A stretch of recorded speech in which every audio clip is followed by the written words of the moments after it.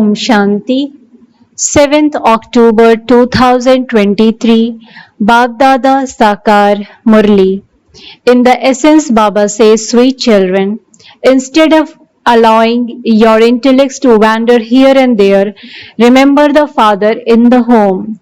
Take your intellects far, far away. This is called the pilgrimage of remembrance. Question: what are the signs of the children who remember the Father with true hearts? Answer. Number one, the children who remember the Father with true hearts can never perform any sinful actions. They never do anything that would defame the Father.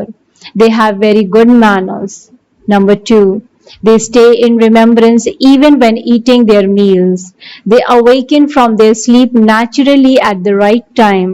They are very tolerant and very sweet. They never hide anything from the Father. Song. Our pilgrimage is unique. Om Shanti. The Father sits here and explains to you, children. Some understands about the incorporeal Father, some understands the corporeal Father, and some understand the Mother and Father. Even when this Mother and Father explain, the Mother is separate from the Father. When the incorporeal explains, the incorporeal is separate from the corporeal. But it is the Father who explains this. Only you children know that there are physical pilgrimage places and the spiritual pilgrimage place. Those physical pilgrimages last for half a cycle. If you say that they have been continuing for birth after birth, it would then be understood that they have been continuing from the beginning and that they are eternal. It is not like that. This is why it is said that they have continued for half a cycle. The Father has now come and has explained to you the secrets of those pilgrimages. Man Mana Bhav means the spiritual pilgrimage. He definitely explains to souls because the one who explains is the Supreme Father. No one else can explain it. Each one goes to the pilgrimage place to the founder of that religion. This is also a custom and system of half a cycle. They go to all the pilgrimage places, but those places cannot grant anyone salvation. They themselves repeatedly go on pilgrimages. They go on pilgrimage to Amarnath and to Badrinath every year, and then they also go to the 4 pilgrimage places. Now, only you know about this spiritual pilgrimage. The spiritual Supreme Father has said, Man Mana Bhav. Renounce all the physical pilgrimages and remember me, and you will go to the true heaven. A pilgrimage means coming and going. That only happens at this time. There are no pilgrimages in the golden age. You will go and sit in the ashram of heaven, Swargashram, for all time. Here, they just give that name to a place. In fact, there is no heavenly ashram here. The golden age is called the heavenly ashram. Hell cannot be given that name. The residents of hell reside in hell, and the residents of heaven resides in heaven. Here, people go to physical ashrams and then come back. The unlimited Father explains all of this. In fact, there is only the one true unlimited Guru. The unlimited Father is also only the one. Although they speak of Guru Aga Khan, he is not really a Guru. He is not a bestower of salvation. If he were a bestower of salvation, he himself would be able to go into liberation and salvation. He cannot be called a Guru. They have simply given him that name. 6 says Satguru Akal, the immortal Sadguru. In fact, only the one Supreme Soul is Sat Shri Akal, who is also called the Sadguru. He alone is the one who grants salvation. Those of Islam, the Buddhist and Brahma etc. cannot do this, even though they speak of Guru Brahma, Guru Vishnu. Although Brahma can be called a Guru, there cannot be Guru Vishnu or Guru Shankar. There definitely is the name Guru Brahma, but there must also be the Guru of Guru Brahma. Sat Shri Akal has no guru. He is the only Sat Guru. There are no gurus or philosopher etc. who give spiritual knowledge except the one. Buddha etc. bring everyone else down with them. He has to go through the stages of Rajo and Tamo. He doesn't come to grant salvation. The name bestower of salvation is only known for the one, but he has then also been called omnipresent. In that case, what is the need to adopt a guru? I'm a guru, you are a guru. I am Shiva and you are Shiva. No one would be satisfied with that. However, yes, because they are pure, they are given regard, but they cannot grant salvation. It is only the one who is called the true Guru. There are many types of Guru. Even a master who teaches you is called a Guru. This one is also the master. He teaches you how to battle with Maya. Your children have the knowledge of being Trikaldarshi with which you become the rulers of the globe. Only those who know the world cycle become the kings who are the rulers of the globe. To know the cycle of the drama and to know the beginning, middle, and the end of the culprit is the same thing. The symbol of the cycle has been mentioned in many scriptures. The books of philosophy are separate. There are many types of book. Here you don't need any books. You have to understand what the Father is teaching you. All the children have a right to the Father's property. However, not everyone would have the same property in heaven. The kingdom belongs to those who belong to the Father. When you say Baba and listen to even a little knowledge, you claim a right, but it is number wise. There is a lot of difference between the emperor of the world and the subjects and maids and servants. A whole kingdom is being established. By belonging to the Father, you definitely receive the inheritance of heaven. You receive the inheritance from the Father. Because these things are new, people don't understand them. The Father explains that there are no wisers in the golden age. Maya herself doesn't exist there. So, where could the wisers come from? The kingdom of Maya begins in the copper age. These are the 5 chains of Ravan. They don't exist there. You don't have to go into a lot of discussion. That is a totally voiceless world. However, whatever the customs and systems are of giving birth to children, the coronation ceremonies and the building of palaces, etc., they will definitely be good because that is heaven. The Father explains, children, you constantly have to connect your intellects in yoga on this spiritual pilgrimage. This is very easy. People wake up early on the path of devotion. So, even on the path of knowledge, you have to wake up early and remember the Father. You must not study any other books, etc. The Father says, remember me alone, because the death of everyone, young and old, is now just ahead. When a person is dying, people say to that person, remember God. If you don't remember God in your final moments, you won't be able to go to heaven. So, the Father also says, Man Mana Bhav. You must not even remember this body.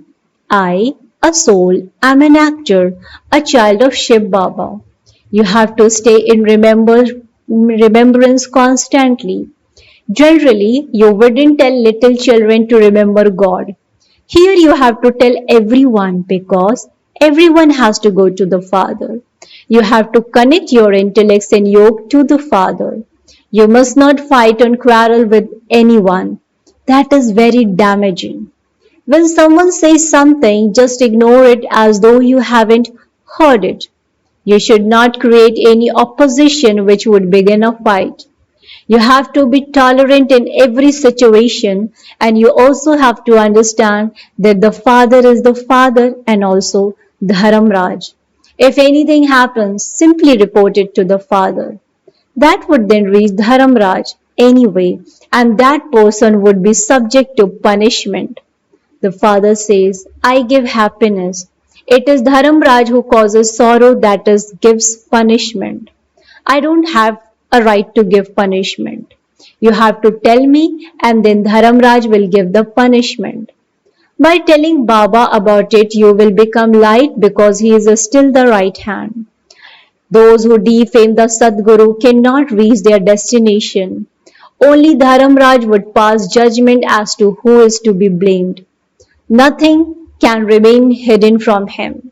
It would be said that a mistake was made according to the drama, but it would also have been made in the previous cycle. However, this doesn't mean that you can continue to make mistakes. In that case, how would you become free from making mistakes? If you make a mistake, you have to ask for forgiveness. In Bengal, if someone accidentally touches someone's food, he instantly asks for forgiveness. Here, people continue to insult one another. One should have very good manners. The father teaches a lot, but when someone doesn't understand, it is understood that his register is bad. He continues to cause defamation. His status is destroyed. There is a burden of sin for birth after birth anyway. Punishment has to be experienced for that. Then, if someone stays here and performs some sinful acts, there would be 100-fold punishment received for that. Punishment has to be experienced. Baba explains about sacrificing oneself at Kashi. That is the path of devotion. This refers to the path of knowledge. Firstly, there are the sins of the past, and secondly, whatever wrong you do at this time, you accumulate 100-fold punishment for that. Very severe punishment would have to be experienced. The Father explains everything. Don't commit any sin. Become a destroyer of attachment. This takes so much effort. You must not remember this Mama and Baba. You won't accumulate anything by remembering them. Shiv Baba enters this one, and so you have to remember Shiv Baba. It isn't that because Shiv Baba comes in this one, you have to remember this one. No, you have to remember Shiv Baba up there. You have to remember Shiv Baba and your sweet home. Keep this in your intellects like a jinn. Shiv Baba resides up there. Shiv Baba comes here and speaks to us, but we have to remember him up there, not down here. Your intellect should go far away, not remain here. Shiv Baba will go away anyway. Shiv Baba only enters this one. You cannot see him in Mama. You know that this is Baba's chariot, but you look at this face. Let your intellects dangle up there. You won't enjoy yourselves as much by keeping your intellects down here. This is not the pilgrimage. The limit of your pilgrimage is up there. It isn't that you should continue to look at Baba because Shiv Baba is in him. In that case, your habit of going up above would be broken. The Father says, remember me up there.